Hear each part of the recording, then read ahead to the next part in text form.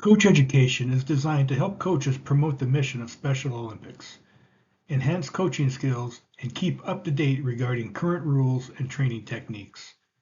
We are exploring new ways to reach more coaches across the state. We are piloting a new coach education format where you will watch the coach education video at your convenience, but before the beginning of your sports season. After the completion of this video, you will complete the Alpine and Snowshoe quiz. This sports certification will enable you to coach Special Olympics athletes. This certification will be good for 3 years. Thank you to the coaches who have started their preparations on our coaching levels. There has been a fair amount of confusion regarding the process, so I will attempt to break it down further. Coaches only need to take the courses listed for their level. Courses not listed are great information for you to have, but are not needed for certification purposes. We would like all volunteers who are working with athletes to be Level 1 assistant coaches.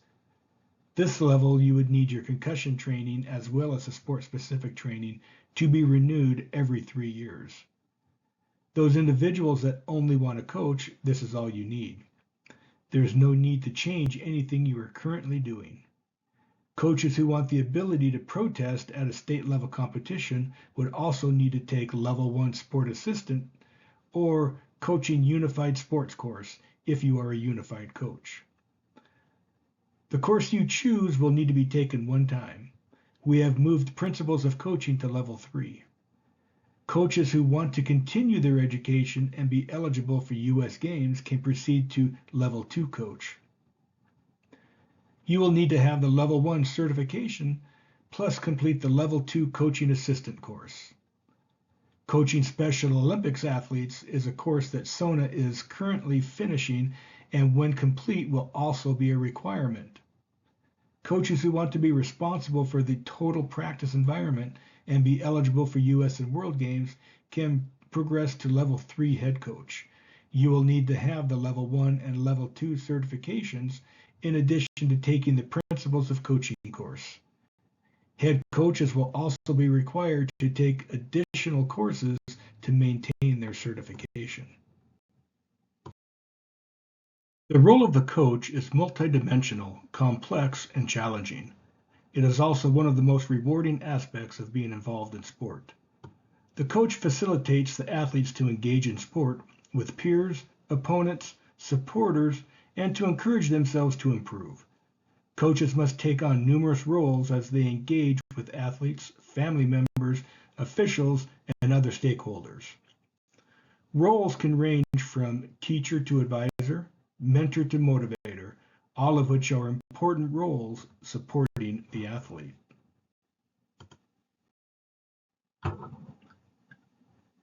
Before beginning any form of physical activity, you should always carry out a warm-up. A warm-up should be designed to help prepare the body and mind for physical activity and reduces the risk of injuries. It is recommended to carry out a comprehensive sport-specific warm-up for at least 15 minutes prior to starting training, activities, or competition. Warm-ups should include 3 specific components. Aerobic activity to raise heart rate. This can be walking, jogging, cycling, or skipping. 2, dynamic stretching. Dynamic stretching involves active, controlled movements that bring the body parts through a full range of motion. And 3, sport-specific movements. Skills or movements which are core to your sport. Movements that the athlete will complete in training or competition. You want to cool down when your training, practice, or sport session is complete. You should always cool down. It is just as important to have a good cool down as it is to have a good warm-up. A good cool down allows the body to gradually return to a state of rest. Cool downs are perfect opportunities for coaches to carry out a debrief session with their athletes and to review the session they have just had. Ask your athletes some open, informative questions that will make them think about the session and what they would have learned.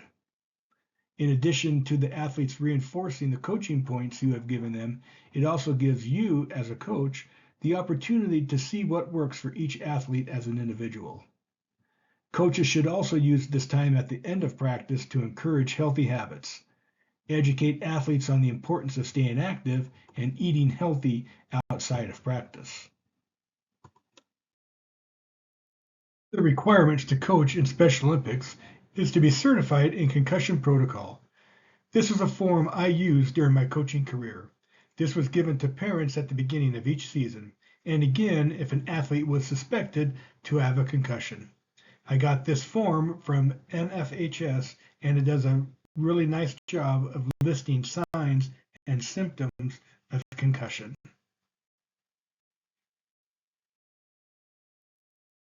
All training sessions should be planned prior to arrival.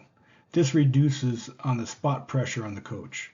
It results in a better training session for the athletes and allows for better progressions of trainings as sessions go on. We want to facilitate athletes. All sessions should be athlete-centered and should consider the individual needs of each athlete when it comes to progressions. We want to adapt. Session structure should not be rigidly followed. Coaching is dynamic, meaning that it must be adjustable in the case of something unplanned happening. This means that your plans should always have several options included. You should be prepared with a backup activity, a progression, or a simplified activity if you find it is simply not working as planned. If it's not working as planned, that is okay. It happens to all coaches. The difference is that effective coaches are prepared for it. Reflect. Reflection is a key component of the coaching process. It presents coaches with the opportunity to self-analyze and self-improve after a training session.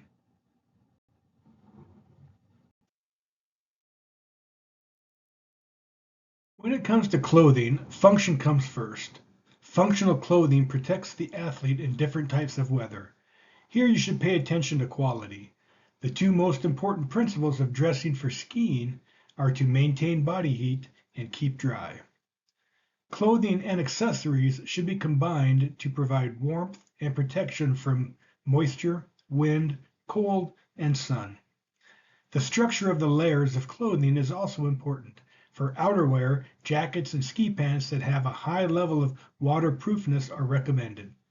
Pay attention to the care instructions. Incorrect maintenance can reduce functionality. The beginning skier. The ability level of the beginning skier ranges from an athlete who has no experience with the sport to an athlete who can perform controlled length turns on a novice course.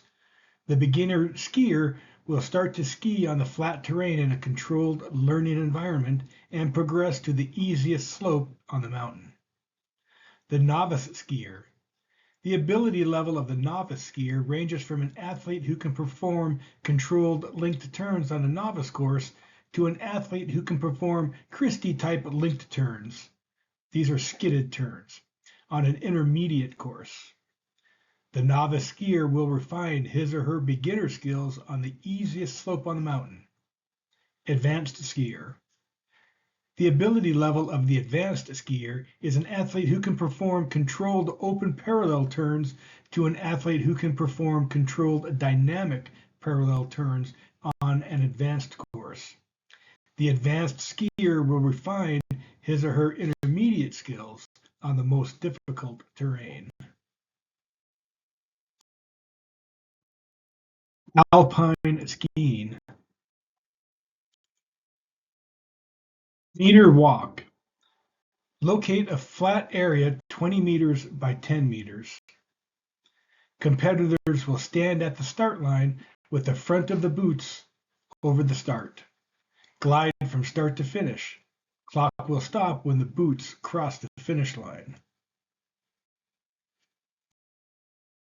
The glide event.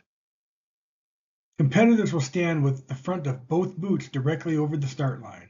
Competitors may or may not have ski poles. On the start command, the competitor will leave the start area. If the competitor is having trouble starting, the start referee may assist in the forward momentum of the competitor. The competitor will glide from start to finish. The terrain shall be 1 to 2 vertical meters. The terrain shall be 10 to 15 meters in length and the slope should be consistent with the finish in a flat area. Superglide. Place 4 to 6 gates rhythmically to allow for consistent gliding wedge turns the length of the course. The start area shall be flat with the start line or timing wand set where the flat area goes to slope. Start line is less than 1 meter wide. The competitor leaves on start command. When the front boot crosses the start line or the competitor's leg activates the start wand, the timer starts. The timer stops when the competitor's front boot crosses the finish line. You should set up the terrain 20 vertical meters, 25 meters minimum in course width, and a course length 50 to 100 meters.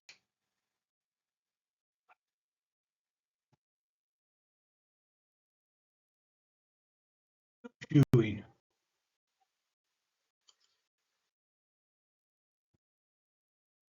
The snowshoe frame itself shall not be smaller than 17.78 centimeters, 7 inches, by 50.8 centimeters, 20 inches. This measurement shall be taken at the longest point of the snowshoe and at the widest point of the snowshoe. The frame measurement will not be taken along a curved line. This means that snowshoes shall have the frames with at least 2 points that are a minimum of 17.78 centimeters apart, and at least 2 points that are a minimum of 50.8 centimeters apart.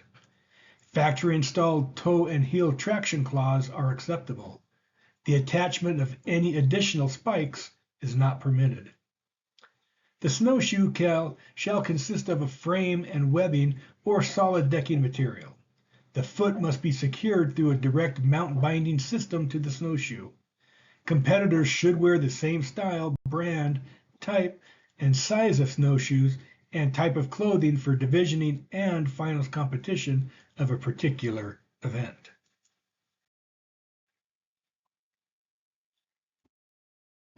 The 25, 50, and 100 meter races should be run on a straight area of the course or on a separate course to allow for events to run concurrently.